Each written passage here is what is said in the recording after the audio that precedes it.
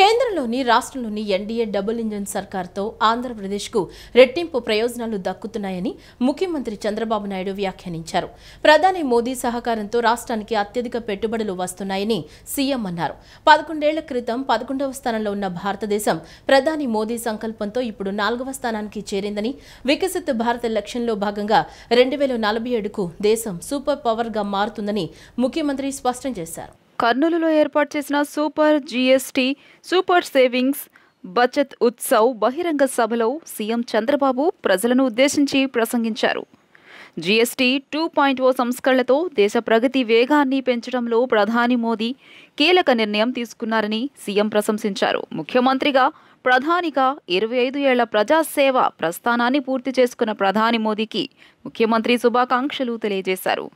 అత్యంత అంకిత భావంతో దేశానికి సేవలు అందిస్తున్న మోదీ ఓ విశిష్ట నేత అని కొనియాడారు.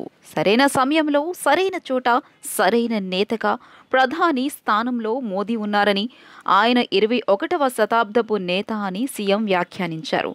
ఎలాంటి విరామం లేకుండా ప్రజల సేవలోనే ఆయన అంకితమై ఉన్నారని, తాను చేసిన ప్రధానుల్లో మోదీ అత్యంత ప్రగతిశీల నేత అని అన్నారు. దేశ అభివృద్ధి కోసం ఆయన కీలకమైన సంస్కరణలు తీసుకువచ్చారని, తద్వారా ప్రపంచవ్యాప్తంగా భారత్ అగ్రస్థానానికి చేరుకుంటోందని అన్నారు. ఆపరేషన్ సింధూర్ ద్వారా సైనిక పరంగా భారతదేశ సత్తాను ప్రపంచానికి చాటేలా చేశారని ముఖ్యమంత్రి అన్నారు. ఒకే దేశం, ఒకే పన్ను, ఒకే మార్కెట్ నినాదంతో వచ్చిన జీఎస్టీ పన్ను విధానంలో ప్రస్తుత సంస్కరణల వల్ల 99% వస్తువులు 0 నుంచి 5% పన్ను పరిధిలోకి వచ్చాయని, తద్వారా అన్ని వస్తువుల ధరలు తగ్గాయని సీఎం అన్నారు. జీఎస్టీ 2.0తో పన్నులు తగ్గి పేదలు, మధ్యతరగతికి గణనీయంగా ఉపశమనం కలిగిందని, అటు వ్యాపారులు, ఎంఎస్ఎంఈ వర్గాలకు ప్రయోజనం చేకూరుతోందని స్పష్టం చేశారు. అందరూ గట్టిగా చెప్పాలి, భారత్ మాతా కీ, భారత్ మాతా కీ, భారత్ మాతా కీ. అదే మారిగా తెలుగు తల్లికి, తెలుగు తల్లికి, తెలుగు తల్లికి. ఇటువంటి ప్రాంతంలో జీఎస్టీ నెక్స్ట్ జనరేషన్ రిఫార్మ్స్ ఈరోజు మీకు ఇచ్చినటువంటి లాభం సూపర్ సేవింగ్, ఇది ప్రారంభం మాత్రమే. రాబోయే రోజుల్లో ఇలాంటి లాభాలు ఇంకా ఎక్కువ మీరు చూడబోతున్నాం, మనందరం చూడబోతున్నాం. దానికి ఆ ప్రధానమంత్రి నరేంద్ర మోడీ గారు ఇక్కడికి రావడం మనందరికీ శాశ్వతంగా గుర్తుంటుంది. On behalf people of AP, I thank Modi ji for the GST reforms. Again గట్టిగా మీరు చెప్పాలి, ఇది మా అందరికీ న్యాయం జరిగిందని. I also congratulate him on his remarkable journey of 25 years tenure at the helm of public service as Chief Minister and Prime Minister. Modi ji is a unique leader serving the nation with utmost dedication. AP high court న్యాయమూర్తిగా justice దోనడి Ramesh ప్రమాణ స్వీకారం చేశారు. ఆయనతో high court ప్రధాన న్యాయమూర్తి justice తీరసింగ్ Thakur ప్రమాణం చేయించారు. Allahabad high court నుంచి జస్టిస్ దోనడి రమేష్ తిరిగి ఏపీ హైకోర్టుకు బదిలీపై వచ్చారు. ఏపీ హైకోర్టు న్యాయమూర్తిగా జస్టిస్ దోనాడి రమేష్ ప్రమాణ స్వీకారం చేశారు. ఆయనతో హైకోర్టు ప్రధాన న్యాయమూర్తి జస్టిస్ తీరసింగ్ ఠాకూర్ ప్రమాణం చేయించారు. అలహాబాద్ హైకోర్టు నుంచి జస్టిస్ దోనాడి రమేష్ తిరిగి ఏపీ హైకోర్టుకు బదిలీపై వచ్చారు. జస్టిస్ దోనాడి రమేష్ స్వస్థలం ఉమ్మడి చిత్తూరు జిల్లా మదనపల్లి దగ్గరలోని కమ్మపల్లి. అన్నపూర్ణమ్మ నారాయణ నాయుడు దంపతులకు 1965 జూన్ 27న జన్మించారు. నారాయణ నాయుడు పంచాయతీరాజ్ శాఖలో ఇంజనీర్గా పనిచేశారు. నెల్లూరు విఆర్ లా కళాశాలలో న్యాయశాస్త్రం అభ్యసించారు. ఏపీ బార్ కౌన్సిల్లో 1990లో న్యాయవాదిగా పేరు నమోదు చేసుకుని హైకోర్టులో ప్రాక్టీస్ ప్రారంభించారు. జస్టిస్ పిఎస్ నారాయణ న్యాయవాదిగా ఉన్నప్పుడు ఆయన కార్యాలయంలో జూనియర్ న్యాయవాదిగా చేరి వృత్తి మెలకువలు నేర్చుకున్నారు. 2000 డిసెంబర్ నుంచి 2004 వరకు ప్రభుత్వ న్యాయవాది జీపీగా సేవలు అందించారు. ఏపీ సర్వశిక్ష అభియాన్కు స్టాండింగ్ కౌన్సిల్గా 2013 వరకు పనిచేశారు. 2014 నుంచి 2019 వరకు ప్రభుత్వ ప్రత్యేక న్యాయవాది ఎస్ఏపీగా బాధ్యతలు నిర్వర్తించారు. ఏపీ హైకోర్టు న్యాయమూర్తిగా నియమితులై 2020 జనవరి 13న బాధ్యతలు స్వీకరించారు. అలహాబాద్ హైకోర్టుకు బదిలీపై వెళ్లి 2023 జూలై 24న బాధ్యతలు తీసుకున్నారు. తాజాగా ఏపీ హైకోర్టుకు బదిలీ అయ్యారు. Donadi Ramesh, having been appointed a judge of the High Court of Andhra Pradesh, having been appointed a judge of High Court of Andhra Pradesh, do swear in the name of God do swear in the name of God that I will bear true faith and allegiance to the Constitution of India as by law established, that I will bear true faith and allegiance to the Constitution of India as by law established, that I will uphold the sovereignty and integrity of India, that I will uphold the sovereignty and integrity of India, that I will duly and faithfully and to the best of my ability, knowledge and judgment that I will duly and faithfully and to the best of my ability, knowledge and judgment perform the duties of my office without fear or favor, affection or ill will, perform the duties of my office without fear or favor, affection or ill will, and that I will uphold the Constitution and the laws. and that I will uphold the Constitution and the laws.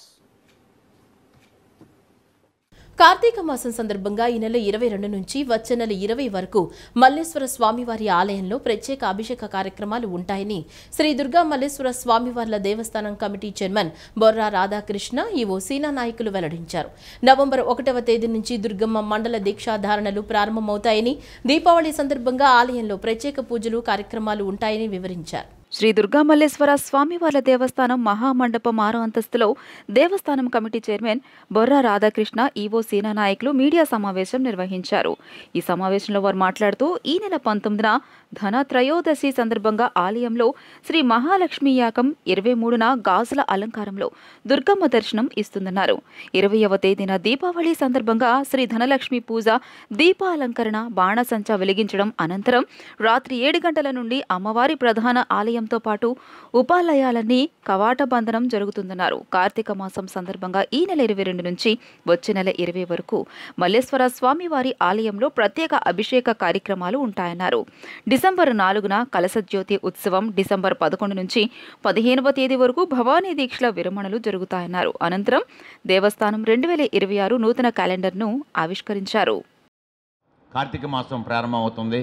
ఆ కార్తీక దీపోత్సవం కూడా భారీ ఎత్తున ఘనంగా మీరందరూ ఆహ్వానితులు, వెలుగులు, కోటి వెలుగుల్లో మరి కింద పైన టెంపుల్ అన్ని చోట్ల కూడా భారీ ఎత్తున ప్లాన్ చేస్తున్నాం. ఎప్పుడు విధంగా చేసినట్టుగానే మరి ఆ వెలుగుల్లో నిండిపోతుంది దేవాలయం అంతా కూడా. ఆ రోజు కూడా మీరు ఆహ్వానితులే. కార్తీక మాసం అంతా కూడా పూజలు ఉన్నాయి. కార్తీక మాసంలో కూడా భక్తులు విరివిగా వస్తారు. శివాలయంలో ప్రత్యేకమైన అభిషేకాలు కానీ పూజలు కానీ ఉంటాయి, మరి హోమాలు ఉంటాయి. దుర్గా మల్లేశ్వర స్వామి దేవస్థానానికి సంబంధించి విజయవాడ నందు విశ్వావసు నామ సంవత్సరం కార్తీక మాసం మరియు మార్గశిర మాసములకు సంబంధించిన కార్యక్రమాలు మీ ముందు ఉంచడానికి ఎంతో సంతోషిస్తున్నాము. ముందుగా మనకు ధనత్రయోదశి దీపావళి పండుగ మనకు లాంఛనంగా 19, 10, 25 ఆదివారంన ధనత్రయోదశి పర్వదినం సందర్భంగా ఉదయం 8 గంటలకు రుద్రహోమం జరుగుతుంది. అదేవిధంగా శ్రీ మహాలక్ష్మి యాగం కూడా 20వ తారీఖున సోమవారం జరుగుతుంది. అదేవిధంగా ఆ రోజు ప్రదోష కాలంలో అమ్మవారికి ప్రధాన ఆలయం నందు ధనలక్ష్మి పూజతో పాటు దీపాలంకరణ మరియు బాణాసంచ వెలిగించిన తర్వాత సాయంకాలం 7 గంటలకు ప్రధాన ఆలయంతో పాటు ఉపాలయాలన్నింటినీ కూడా కవాట బంధనం నిర్వహించుతుందని చెప్పేసి తెలియజేస్తున్నాను. ఇంద్రకీలాద్రిపై కొలువైన శ్రీ కనకదుర్గమ్మకు 2 కోట్ల రూపాయల విలువైన వజ్రాలతో కూడిన బంగారపు ఆభరణాలను కానుకగా కీర్తిలాల్ జ్యువెలరీ నిర్వాహకులు నిన్న రాత్రి అందజేశారు. సూర్య చంద్రుల ఆభరణాలు, ముక్కుపుడక, ఉలాకి, బొట్టు, సూత్రాలు, గొలుసు, కంఠాభరణాలను దేవస్థానం చైర్మన్ బొర్రా రాధాకృష్ణ, ఆలయ ఈవో సీనా నాయకులకు ఆలయ ప్రాంగణంలో అందజేశారు. 531 గ్రాముల బంగారం, వజ్రాలతో వాటిని తయారు చేయించారు. ఇంద్రకీలాద్రిపై కొలువైన కనకదుర్గమ్మకు 2 కోట్ల రూపాయల విలువైన వజ్రాలతో కూడిన బంగారపు ఆభరణాలను కానుకగా కీర్తిలాల్ జ్యువెలరీ నిర్వాహకులు నిన్న రాత్రి అందజేశారు. సూర్య చంద్రుల ఆభరణాలు, ముక్కుపుడక, బులాకి, బొట్టు, సూత్రాలు, గొలుసు, కంఠాభరణాలను దేవస్థానం చైర్మన్ బొర్రా రాధాకృష్ణ ఆలయ ఈవో సీనానాయక్ ఆలయ ప్రాంగణంలో ఇచ్చారు. 531 గ్రాముల బంగారం, వజ్రాలతో వాటిని తయారు చేయించారు. కార్యక్రమంలో తమిళనాడు గవర్నర్ సతీమణి లక్ష్మీరవి, మాజీ ఎంపీలు గోకరాజు గంగరాజు, కనుమూరి బాపిరాజు, కీర్తిలాల్ జ్యువెలరీ డైరెక్టర్ సూరజ్ శాంతకుమార్ దంపతులు పాల్గొన్నారు. దాతలకు అమ్మవారి దర్శనం కల్పించి వేద పండితులు వేద ఆశీర్వచనం చేశారు. ప్రధాని నరేంద్ర మోడీ కర్నూలు సభలో తెలుగులో మాట్లాడినంత మాత్రాన ఆంధ్ర అభివృద్ధి అయినట్లు కాదని సిపిఎం రాష్ట్ర కార్యదర్శి శ్రీనివాసరావు అన్నారు. పరస్పర పొగడ్తలు మోదీ మెహర్బానీ కోసమే ఈ సభ అని ప్రధాని కొత్తగా చెప్పిందేమీ లేదన్నారు. తగ్గించిన జీఎస్టీల వల్ల తలసరి రోజుకు 4 పైసలు, ఏడాదికి 1600 రూపాయలు మాత్రమే మిగులుతుందన్నారు. ధరలు పెరుగుతూనే ఉన్నాయని ఎక్కడా తగ్గలేదన్నారు. విద్యుత్ ఛార్జీలు, పెట్రోల్, డీజిల్ ఛార్జీలు, ఆస్తి పన్ను కూడా తగ్గించాలని కోరారు. విజయవాడలోని బాలోత్సవ భవన్లో సిపిఎం రాష్ట్ర కార్యదర్శి శ్రీనివాసరావు విలేకరుల సమావేశం నిర్వహించారు. సమావేశంలో ఆయన మాట్లాడుతూ ప్రభుత్వం గూగుల్కి 22,000 కోట్ల సబ్సిడీ ఇచ్చి పోషిస్తోందని అన్నారు. 20,000 ఉద్యోగాలు తీసేసిన టీసీఎస్కు 10,000 ఉద్యోగాలు ఇస్తున్నారని, విలువైన భూములను ఉచితంగా కట్టబెట్టారని మండిపడ్డారు. 3 ఏళ్ల నుంచి డేటా సెంటర్ ప్రారంభించిన దానిని ఇప్పుడు గూగుల్లో భాగస్వామి చేశారని తెలియజేశారు. రాష్ట్రంలో పెట్టే పరిశ్రమల్లో స్థానికులకు ఎంతమంది ఉద్యోగాలిచ్చారని, ఇతర రాష్ట్రాల వాళ్లు ఎంతమందిని తెప్పించారని ప్రశ్నించారు. దేశాన్ని విదేశీ కంపెనీలకు తాకట్టు పెడుతూ బ్రిటిష్ వారికి వ్యతిరేకంగా పోరాడిన ఉయ్యాలవాడ నరసింహారెడ్డి లాంటి వాళ్లకు జోహార్లు చెప్పడం దెయ్యాలు వేదాలు వల్లించినట్లు ఉందన్నారు. మన ప్రధానమంత్రి మోడీ కర్నూలు సభలో చాలా అట్టహాసంగా సభ జరిపి మాట్లాడారు. జిఎస్టీ పండగ అనే పేరుతోటి ప్రచార ఆర్భాటం చేశారు. ఇది ప్రతిసారి 4వసారి రావటం మన రాష్ట్రానికి. వచ్చిన ప్రతిసారి ప్రధానమంత్రి వచ్చిన ప్రతిసారి 300-400 కోట్లు ఖర్చు అవుతుంది రకరకాల అరేంజ్మెంట్స్కి, ఛార్జీలకి, అన్నిటికి కలిపి. ఇప్పుడు 4 సార్లు, ఏడాదిలోనే 4 సార్లకి దాదాపు 1,200 నుంచి 1,500 కోట్ల దాకా ఖర్చు అయి ఉంటుంది. 1000 కోట్ల పైనే ఖచ్చితంగా. ఇంత డబ్బు ఎవరి కోసం, ఎందుకోసం వృధా చేస్తున్నది ప్రభుత్వం? ఒకవైపు డబ్బు లేదంటూ చిన్న చిన్న వాటికి కూడా ధరలు పెంచేస్తూ, ఛార్జీలు పెంచుతూ, ఇప్పుడు ఏమైనా మన రాష్ట్రానికి ఏమైనా సాధించి పెట్టాడా ప్రధానమంత్రి? యథావిధిగానే ఓకదంపుడు ఉపన్యాసం ఇచ్చి వెళ్ళారు. పరస్పర పొగడ్తలు. ఆయన పవన్ కళ్యాణ్, చంద్రబాబుని, లోకేష్ని అంతా పొగడలేక ఆయన చచ్చిపోతే, ఆయన పొగడలేక వీళ్ళు ఇంకా అసలు కింద మీద పడిపోయారు. ఇప్పుడు ప్రధానమంత్రి రాక వల్ల ప్రజలకు అసంతృప్తి వస్తుందనే భయం వాళ్ళకి. అసలు ప్రధానమంత్రి ఏమి రాయలసీమకు వచ్చి ఏమి ఒరగబెట్టారు? అక్కడ 13,000 కోట్ల విలువ కలిగిన ప్రాజెక్టులు, 16 ప్రాజెక్టులు ఓపెన్ చేశానంటున్నారు. ఆ 13,000 కోట్లకు చెందిన 16 ప్రాజెక్టుల్లో మన రాష్ట్రానికి చెందినవన్నీ, కర్నూలు జిల్లా రాయలసీమకు చెందినవన్నీ చెప్పాలి. ఎక్కడెక్కడో అస్సాం మొదలుకొని కర్ణాటక దాకా అన్ని ఉత్తరాది రాష్ట్రాలు అన్నీ ఇక్కడి నుంచి ఓపెన్ చేసి ఇవన్నీ కలిపేదో 13,400 కోట్లు మన రాష్ట్రానికే ఆయన ఓపెన్ చేసినట్టు, శంకుస్థాపనలు చేసినట్టుగా ఒక బ్యాడ్ ఇంప్రెషను, రాంగ్ ఇంప్రెషను ప్రజల్లో కల్పించడానికి ప్రయత్నం చేశారు. ఇదే కర్నూలు జిల్లాలో రైల్వే వ్యాగన్ షాప్ పెడతామని గొందిపర్ల అనే గ్రామంలో బీజేపీ పంచలింగాల దగ్గర చేశారు, అక్కడ లేదు. ఇదే కర్నూలు జిల్లాలో ఆదోని టెక్స్టైల్ పార్కు పెడతామని బీజేపీ వాగ్దానం చేసింది. కేంద్ర ప్రభుత్వం విభజన చట్టంలో ఉంది, దాని గురించి అతీగతి లేదు. పక్కనే ఉన్న కడపలో స్టీల్ ప్లాంట్ 10 ఏళ్ల నుంచి 4 సార్లు శంకుస్థాపనల మీద శంకుస్థాపనలే. అందుకు అవార్డు ఇవ్వచ్చు వాళ్ళకి. ముఖ్యమంత్రి చంద్రబాబు నవంబర్ 2 నుంచి 5 వరకు లండన్లో పర్యటించనున్నారు. వచ్చే నెల 14, 15 తేదీల్లో విశాఖపట్నంలో నిర్వహించే భాగస్వామ్య సదస్సుకు పెట్టుబడిదారుల్ని, వ్యాపారవేత్తల్ని ఆహ్వానించేందుకు ఆయన లండన్ వెళుతున్నారు. సీఎం వెంట ముఖ్యమంత్రి కార్యదర్శి కార్తికేయ మిశ్రాతో పాటు అధికారుల బృందం కూడా వెళుతుంది. ఆంధ్రప్రదేశ్ ప్రభుత్వం అందిస్తున్న ప్రోత్సాహకాలు నైపుణ్యం కలిగిన మానవ వనరులు ప్లగ్ అండ్ ప్లే మౌలిక సదుపాయాలు కల్పిస్తున్నట్లు మంత్రి కొండపల్లి శ్రీనివాస్ తెలిపారు. టెక్స్టైల్ క్లస్టర్ల ఏర్పాటు ద్వారా రాష్ట్రంలో పెట్టుబడిదారులకు అనుకూలమైన వాతావరణం ఉందని పారిశ్రామికవేత్తలకు వివరించారు. రాష్ట్రానికి పెట్టుబడులు, సాంకేతిక సహకారంతో పాటు ఇన్నోవేషన్ భాగస్వామ్యాలను ఆకర్షించే లక్ష్యంతో ఆంధ్రప్రదేశ్ ప్రభుత్వం తరపున 5 రోజుల పాటు స్విట్జర్లాండ్, జర్మనీలలో పర్యటిస్తున్న రాష్ట్ర సూక్ష్మ, చిన్న, మధ్య తరహా పరిశ్రమలు, గ్రామీణ పేదరిక నిర్మూలన, ప్రవాసాంధ్రుల సాధికారత సంబంధాల మంత్రి శ్రీనివాస్ పలువురు పారిశ్రామిక ప్రముఖులు, సీఈఓలు, పలు సంస్థల ప్రతినిధులతో కీలక సమావేశాలు నిర్వహించారు. నిన్న స్విట్జర్లాండ్, జర్మనీ దేశాల్లో సంస్థల ప్రతినిధులతో సమావేశమై పరస్పర సహకార అవకాశాలపై చర్చించారు. స్విట్జర్లాండ్లో ప్రీమియం నాణ్యత గల వస్త్ర ఉత్పత్తుల తయారీలో అంతర్జాతీయ స్థాయిలో పేరున్న ఒలివర్ ఫూక్స్ తదితర వస్త్ర పరిశ్రమ ప్రముఖులతో సమావేశమయ్యారు. మంత్రి అభ్యర్థన మేరకు ఒలివర్ ఫూక్స్ భారతదేశంలో తయారీ యూనిట్ స్థాపించడానికి తమ ఆసక్తిని వ్యక్తం చేశారు. ఈ సందర్భంగా మంత్రి మాట్లాడుతూ ఆంధ్రప్రదేశ్ ప్రభుత్వం అందిస్తున్న ప్రోత్సాహకాలు, నైపుణ్యం కలిగిన మానవ వనరులు, ప్లగ్ అండ్ ప్లే మౌలిక సదుపాయాలతో కూడిన టెక్స్టైల్ క్లస్టర్ల ఏర్పాటు ద్వారా రాష్ట్రంలో పెట్టుబడిదారులకు అనుకూలమైన వాతావరణం గురించి వివరించారు. ఫూక్స్ పర్యాటక ఉత్పత్తులపై కూడా ఆసక్తి చూపడంతో ఆయనకున్న డిజైన్ నైపుణ్యాన్ని రాష్ట్ర పర్యాటక, సాంస్కృతిక అభివృద్ధి కార్యక్రమాలతో అనుసంధానం చేయాలని సూచించామని మంత్రి శ్రీనివాస్ అన్నారు. నవ్యాంధ్ర రాజధాని అమరావతిని జాతీయ రహదారికి అనుసంధానించే సీడ్ యాక్సెస్ రహదారి నిర్మాణానికి ముందడుగు పడింది. గుంటూరు జిల్లా తాడేపల్లి మండలం ఉండవల్లిలో కొన్నేళ్లుగా భూసేకరణలో నెలకొన్న అవాంతరాలకు తెరపడింది. స్థానిక రైతులతో సీఆర్డీఏ ఉన్నతాధికారుల చర్చలు సఫలీకృతం కావడంతో భూములిచ్చేందుకు ముందుకొచ్చారు. ఉండవల్లిలోని సీఆర్డీఏ కార్యాలయంలో రైతులు సీఆర్డీఏ కమిషనర్ కన్నబాబుకు అంగీకార పత్రాలు అందించారు. తమకు 1450 గజాల ప్యాకేజీ కింద అమరావతి కరకట్ట వెంబడి ఇస్కాన్ మందిరం సమీపంలోని ఉండవల్లిలోని సీఎం నివాసానికి సమీపంలో ఉన్న అన్నా క్యాంటీన్ వద్ద ప్లాట్లు అభివృద్ధి చేసి ఇవ్వాలని వారు కోరారు.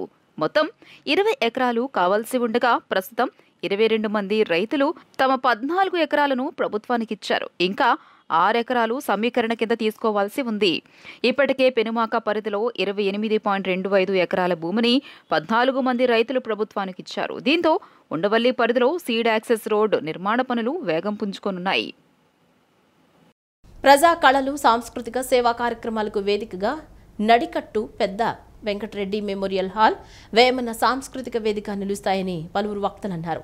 నేటి కాలంలో ప్రజల ఆకాంక్షలను, కళలను, వారిలో దాగి ఉన్న నైపుణ్యాన్ని వెలికితీసేందుకు ప్రజలే సాధనాలు ఏర్పాటు చేసుకునే పరిస్థితులు వచ్చాయన్నారు. విజయవాడ రాణిగార తోటలోని గుంటూరు బాపనయ్య భవన్పై నడికట్టు వెంకట సుబ్బమ్మ ఆర్థిక సహకారంతో నూతనంగా నిర్మించిన నడికట్టు పెద్ద వెంకటరెడ్డి మెమోరియల్ హాల్ శిలాఫలకాన్ని దాత కుటుంబ సభ్యులతో కలిసి మాజీ ఎమ్మెల్సీ ఎంవీఎస్ శర్మ, వేమన సాంస్కృతిక వేదికను మాజీ కార్పొరేటర్ దోనిపూడి కాశీనాథ్తో కలిసి వీఎంసీ మాజీ standing committee chairman CH Baburao ప్రారంభించారు. ఈ సందర్భంగా జరిగిన సభకు వేమన సాంస్కృతిక వేదిక కన్వీనర్ ఎన్ హరినారాయణ అధ్యక్షత వహించారు. ఈ సందర్భంగా శర్మ మాట్లాడుతూ సాంస్కృతిక సాహిత్య రంగాలు ఒక రకమైన ఆలోచనలను ప్రచారం చేసే వాటిగా పనిముట్లుగా దిగజారిపోయిన నేటి కాలంలో ప్రజల ఆకాంక్షలను, కళలను, వారిలో దాగి ఉన్న నైపుణ్యాన్ని వెలికితీసేందుకు ప్రజలే సాధనాలు ఏర్పాటు చేసుకునే పరిస్థితులు వచ్చాయన్నారు. వీఎంసీ మాజీ standing committee chairman Chigurupati Baburao మాట్లాడుతూ ప్రజా సాంస్కృతిక వేదికగా నడికట్టు పెద్ద వెంకటరెడ్డి మెమోరియల్ హాల్ నిలుస్తోందని, ఈ హాల్ నిర్మాణానికి భూరి విరాళం ఇచ్చిన దాత వెంకట సుబ్బమ్మను అభినందిస్తున్నానని తెలియజేశారు.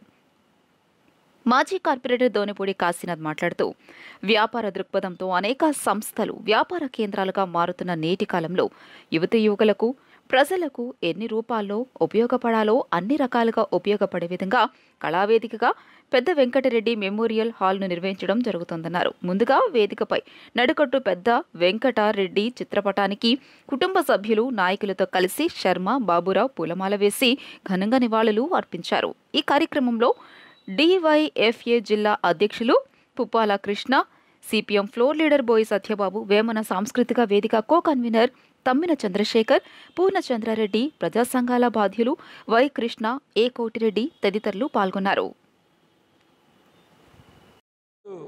విజయవాడ కృష్ణలంకలో నడికట్టు వెంకటరెడ్డి, ఆయన కుమారులు శివారెడ్డి, మల్లికార్జున రెడ్డి వీళ్ళ స్మారకార్థం ఆ కుటుంబ సభ్యులు, ఆ కుటుంబ పెద్ద సుబ్బమ్మ గారు చాలా ఉదారంగా ముందుకొచ్చి ఈ సాంస్కృతిక భవనాన్ని, వేమన మందిరాన్ని నిర్మించడానికి పూనుకున్నారు. వారికి ప్రజల తరపున హృదయపూర్వకంగా కృతజ్ఞతలు తెలియజేస్తున్నాను. నిర్మాణం చేసినందుకు తప్పనిసరిగా ఆమెకి, ఆమె కుటుంబ సభ్యులకి, ఆమెతో పాటు వెన్నంటుండి ఈ కార్యక్రమ నిర్వహణలో పూర్తిగా భాగం పంచుకున్నటువంటి పూర్ణారెడ్డి గారికి, అలాగే దీని బ్యాక్ నుండి ఇచ్చేసినటువంటి హరినారాయణ, వీళ్ళకి మొత్తం అందరికీ కూడా ఈ వేమన సాంస్కృతిక వేదిక ప్రజలకు ఉపయోగపడేటువంటి పద్ధతుల్లో, ఇక్కడ ఉన్నటువంటి యువతకి ఉపయోగపడేటువంటి పద్ధతుల్లో తీర్చిదిద్దే దాంట్లో ఎప్పటికీ కూడా వెనకాడేటువంటి సమస్య లేదు. ఈ హాల్ నిర్మాణాన్ని ఎంతైతే ఆ ఉత్సుకతతో నిర్మించారో, ఉదారత్వంతో నిర్మించారో, అదే రకమైనటువంటి పద్ధతుల్లో ఈ హాల్ని కూడా ప్రజా సేవకి వినియోగించేటువంటి దానికి, ప్రజల యొక్క చైతన్యానికి వినియోగించుకునేటువంటి దానికి తప్పనిసరిగా ఇక్కడ ఉన్నటువంటి కమిటీ, ఈ సాంస్కృతిక వేదిక ప్రయత్నం చేస్తుందని చెప్పనేటువంటిది ఈ సందర్భంగా తెలియజేస్తూ, నైరుతి రుతుపవనాలు దేశం నుంచి నిన్న పూర్తిగా నిష్క్రమించాయి. అదే సమయంలో దక్షిణాదిలోకి ఈశాన్య రుతుపవనాలు ప్రవేశించాయని భారత వాతావరణ విభాగం ఐఎండీ ప్రకటించింది. వీటి ప్రభావంతో తమిళనాడు, పుదుచ్చేరి, కరైకల్, కోస్తాంధ్ర, రాయలసీమ, దక్షిణ అంతర్గత కర్ణాటక, కేరళ, మాహే వాతావరణ సబ్ డివిజన్లలో విస్తారంగా వర్షాలు కురుస్తాయని పేర్కొంది. నైరుతి రుతుపవనాలు దేశం నుంచి నిన్న పూర్తిగా నిష్క్రమించాయి. అదే సమయంలో దక్షిణాదిలోకి ఈశాన్య రుతుపవనాలు ప్రవేశించాయని భారత వాతావరణ విభాగం ప్రకటించింది. వీటి ప్రభావంతో తమిళనాడు, పుదుచ్చేరి, కరైకల్, కోస్తాంధ్ర, రాయలసీమ, దక్షిణ అంతర్గత కర్ణాటక, కేరళ, మాహే వాతావరణ సబ్ డివిజన్లలో విస్తారంగా వర్షాలు కురుస్తాయని పేర్కొంది. ఏపీ, తమిళనాడు, కేరళలో 24 గంటలుగా వర్షాలు కురుస్తున్నాయి. దీంతో ఈశాన్య రుతుపవనాలు ప్రవేశించినట్లు ఐఎండీ ప్రకటించింది. ఆగ్నేయ అరేబియా సముద్రంలో లక్షద్వీప్ పరిసరాల్లో ఉపరితల ఆవర్తనం కొనసాగుతోంది. దీని ప్రభావంతో శనివారానికి కేరళ, కర్ణాటక తీరాల సమీపంలో అల్పపీడనం ఏర్పడుతుందని, 48 గంటల్లో అది వాయుగుండంగా బలపడే అవకాశముందని ఐఎండీ పేర్కొంది. ఆగ్నేయ బంగాళాఖాతంలో ఈ నెల 24 నాటికి అల్పపీడనం ఏర్పడే అవకాశముంది. ఈ వార్తలు ఇంతటితో సమాప్తం. నమస్కారం.